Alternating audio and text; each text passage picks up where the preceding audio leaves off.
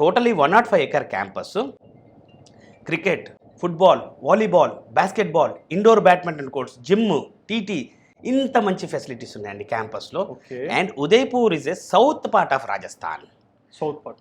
మన రాజస్థాన్ అన్న వెంటనే ఇప్పుడు ఏదో యుద్ధం జరిగింది, బార్డర్ ఏమో Rajasthan was in red zone and all.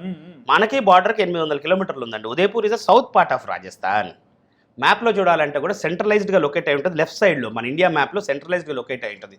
Rajasthan అన్న వెంటనే ఎడారి, ఒంటెలు, ఇదే మనం ఆలోచిస్తాం. కాదండి, Udaipur is south part of Rajasthan. Climatic conditions are really very good. It is called city of lakes. Destiny weddings అంతా కూడా అక్కడే జరుగుతాయి. టూరిజం ప్లేస్ అండి ఇది. బీయింగ్ ఏ టూరిజం ప్లేస్ ఇంకో అడ్వాంటేజ్ ఏంటి తెలుసా? Lot of police monitoring. Okay. Foreigners కానివ్వండి, వీళ్ళందరూ విజిట్ చేసే ప్లేసు. ఎవరికి ఆపద అంటే అపాయం జరిగిన మన కంట్రీ మీద బ్లేమ్ అవుతుంది. సో పోలీస్ మానిటరింగ్ ఎక్కువ ఉంటాయి. సో మన హైదరాబాద్ లాగో లేకపోతే ఇతర ఇప్పుడు అడ్వాన్స్డ్ ఉన్న కల్చర్ లాగా ఇతర పదార్థాలు అనుకోండి, whatever XYZ the factor the names are been, అట్లాంటి ఎన్విరాన్మెంట్ మన క్యాంపస్లో కానివ్వండి, ఉదయపూర్ సిటీలో కానీ నువ్వు ఉండదు. Udaipur is small sweet city అండి. ఇప్పుడు కొన్ని యూనివర్సిటీస్ వచ్చినాయి. మాది బేస్ అయ్యింది మెట్రోపాలిటన్ సిటీలో.